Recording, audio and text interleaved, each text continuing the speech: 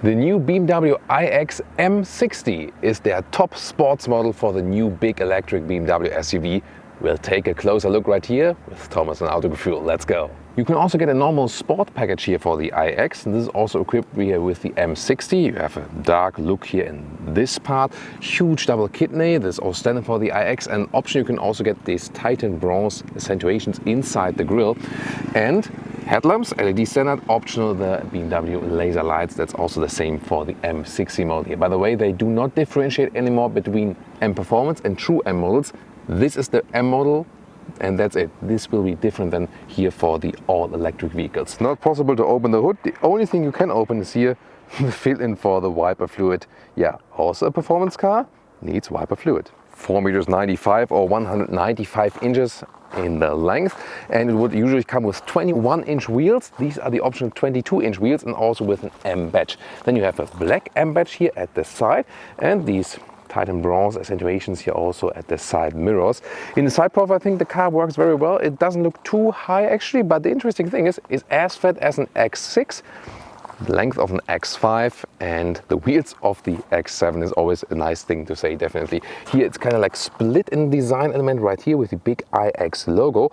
And this one here, the M60 model, always comes with air suspension, front and rear, but it's set on a stiffer tone. And power-wise, already one figure for you, 619 horsepower or 1,100 Newton meters is the power peak. This will speed up this car in 3.9 seconds to 1 kilometers or 62 miles. So this model here is 0.7 seconds faster in the acceleration than the xDrive 50. 0.2 seconds from that goes via the launch control. You might wonder, electric vehicles and launch control? Yes, it somehow makes sense. You can also precondition the electric motors for that. It has some kind of effect, this 0.2 seconds. And there will even be kind of like a shaking function. So the electric parts will induce a shaking effect that you, when you get off, feel a physical hardware-induced shaking when using the launch control. Interesting idea. We will find out when we drive this vehicle. What's that thing in the background here all the time? Yeah, it's measuring the wind, of course, because this one is actually a helipad.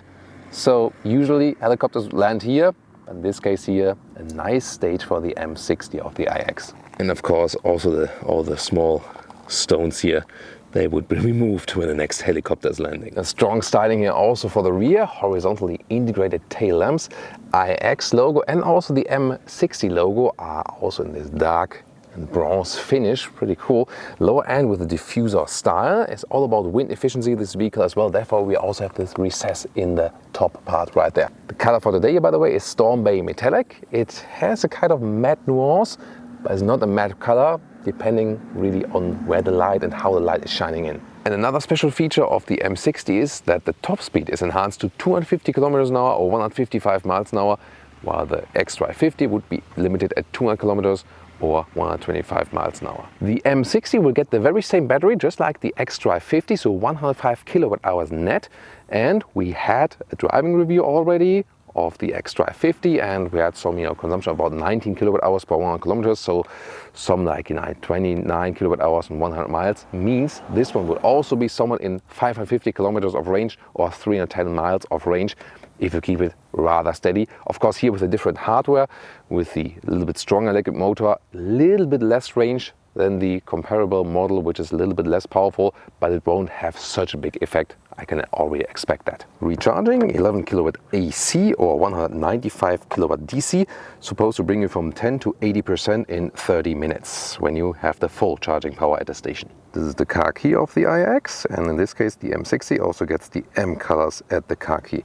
Door closing sound is frameless door, and yeah, it's kind of weird that the door closing sound indeed.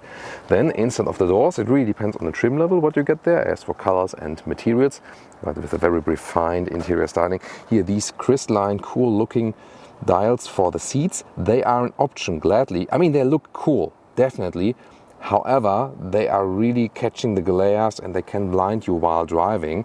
So I would recommend sticking with the base version.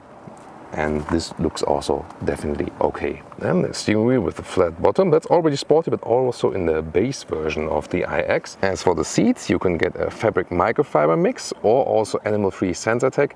Then in Oyster, so the rather bright color or in black or in brown. And these here are the animal skin seats. You can see it here in the more symmetric shape in black or red.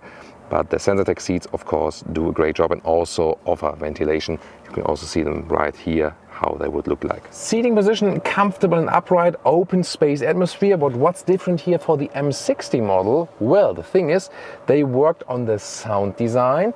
So this cooperation with Hans Zimmer. And you already have that in normal iX, but then for the M60, there will be a special sound design. Yeah, probably in a more sporty way, more maybe sonorous way of sound and so on. Looking forward to that when we drive the vehicle. Sporty atmosphere here. This widescreen curved display, 14.9 inch right, 12.3 inch on the left, but looks like one unit. No manual climate dials, you have to do it here in the screen. That's to me a drawback. And you know, everything very nice from the styling. Glove box right here. The steering wheel has still some manual dials, for example, right side here to choose the contents on the left screen, and here on the left side also for the cruise control. In the digital instruments, you can have the map in the inside part or some assistance system information and so on. You can switch that through.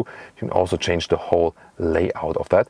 And once again, we expect special sound design in here for the M60 model. And the screen itself, this is here the very complicated climate menu. I mean, who thought about that? Here you can also activate the seat cooling here, for example. Then the home screen is split kind of in these two. So either you have this home screen or then a second home screen. And this looks like that. So yeah, but both, I think they lost kind of the path for the overview. The system is good as for the CPU processing power. Yeah, this was kind of like double in language. So here you can see very fast as for the map movement and so on. But I think it was easier before. At least you have kept this menu from the OS7, yeah, to make it somewhat usable. Lower part, you have this matte wood. This is really cool actually, but then you have this crystalline lever here, which can also get some reflections. In the base model, this is again an option. It would be then the black here as the cover, and then you know, more basic turning and pressing up, which is actually delivering you a better user interface, I think. This is the shifting lever then, by the way, here back for the drive mode, reverse, and this then for the parking mode, and the whole middle console here is kind of floating. So then underneath you get an inductive charging pad and cup holders. Here, by the way, also a cooled inductive charging pad that the smartphone doesn't overheat like it used to be at BMW. And on top of it, you can also put another smartphone. Oh, by the way, and also at the inside of the doors.